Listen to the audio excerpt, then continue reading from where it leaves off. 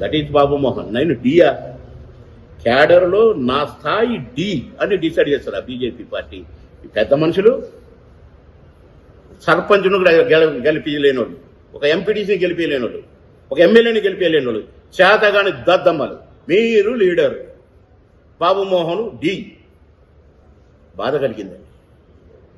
నా కాన్స్టిట్యున్సీలో ఎవడో చేర్చుకొని 4-5 గ్రూపులు తయారు చేశారు. వీళ్ళే జిల్లా ఇన్ఛార్జ్ ఆమె ఉంది జయశ్రీ.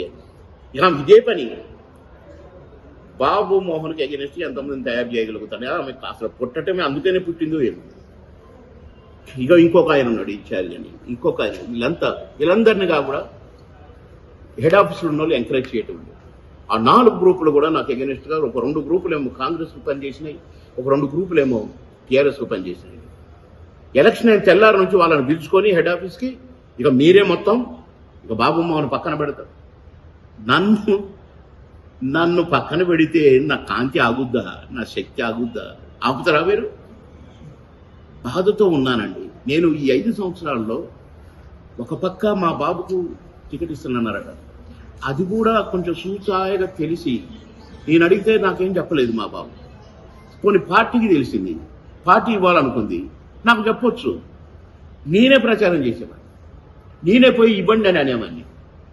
ఇస్తానని ఆశ పెట్టి ఫస్ట్ లిస్టు నా పేరు రాకుండా, సెకండ్ లిస్టు నా పేరు రాకుండా వాళ్ళకి ఇవ్వాలంటే మరి ఎందుకు ఇవ్వలేకపోయారు ఏంటో? ఏదైనా ఉంటే నాతో మాట్లాడవచ్చు కదా. ఏం మాట్లాడకుండా ఉంటే వాడు అలిగి టీఆర్ఎస్లోకి వెళ్ళిపోయారు. ఇటు నన్ను 3వసారి టికెట్ ఇచ్చి పోపో నామినేషన్ వేయాల్సిందంటే తీరా అడిగిపోయేసరికి ఇక 2 లిస్టుల్లో నీ పేరు రాలేదన్నగా మేమందరం కాంగ్రెస్లో చేరినామనేమో నా క్యాడర్ అండి. ఏం చేయాలరా? క్యాడర్ లేకుండా అయిపోయిందే.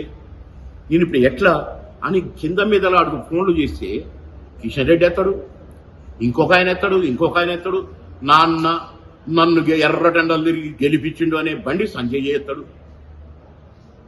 ఎత్తలేదండి. డీ క్యాడర్ కాబట్టి నాకు ఖర్చులో కూడా డబ్బులు ఇవ్వరట, నాకు అక్కర్లేదు, నేను అడగలేదు కూడా. కానీ ఫోన్ కాల్ ఎత్తితే బాబు మోహన్ డబ్బులు అడుగుతాడా, ఇంకేమైనా అడుగుతాడా, ఇంకా మొత్తానికి ఫోన్లు ఎత్తకుంటుంటే ఏం చేస్తా? ప్రతి గ్రామం తిరిగాను. నేను చేసినట్టుగా ప్రచారం ఏ పార్టీ చేయలేదు. 100-200 సైకిల్ మోటార్లు పెట్టుకొని గ్రామం తిరిగాను. లాస్ట్ డేన 1000 బైకులతోటి ర్యాలీ తీసి బ్రహ్మాండంగా ప్రతి గ్రామం. కాకపోతే ఒక్క గ్రామం మొదలుకుంటే తిరిగానండి పట్టుదలగా. ఇక నేను అంతకంటే మించి నేనేం ప్రచారం చేసుకోలేకపోయాను, ఎందుకంటే సైలెంట్ అయిపోవాల్సి వచ్చింది నా పొజిషన్. ఎక్కడికి పోయినా సార్ మీ వాటర్ ట్యాంక్, సార్ మీ రోడ్ అంటుంటే సంతోషమైంది సార్. కానీ ఇవాళ ఎందుకో నాకు నిన్నటి నుంచి కొంచెం బాధగా ఉందండి. వీళ్ళతోటి ఈ ఏదైతే గ్రూపులు ఉన్నాయో 4 గ్రూపులు, వాళ్ళతోటి నన్ను తిట్టిపిస్తున్నారండి. నేను తిట్టగలను, నాకు తిట్టడం వచ్చు. ఏ రకంగా తిట్టాలంటే ఆ రకంగా తిట్టగలను. అన్ని రకాల తిట్లు వచ్చు నాకు.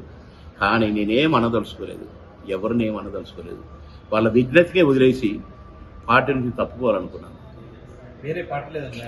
ఏమనుకోలేదు బ్రదర్. బీజేపీకి రాజీనామా చేయాలని ఎందుకో నిన్నటి నుంచి అనుకున్నాను. నేను ప్రెస్ మీట్ పెట్టాలనుకున్నాను. కానీ ప్రెస్ క్లబ్లో ఇవాళ ఈ కార్యక్రమం కూడా ఉండేసరికి నన్ను ఎవరైనా ఏదైనా అడిగితే కూడా చెప్పాల్సి వస్తుంది, తప్పదు. కనుక ఎందుకో అసలు డైరెక్ట్గా నేను బీజేపీకి రాజీనామా చేస్తున్నాను. రేపు ఏం చేస్తానో ఏమవుతానో తెలియదు. కానీ జీవితంలో ఖచ్చితంగా ఒక్కసారి వరంగల్ ప్రజలకు మాట ఇచ్చాను కనుక, నేను అక్కడ పుట్టాను కనుక ఎంపీగా పోటీ చేస్తాను, గెలుస్తాను. గెలిస్తే ఎక్కడో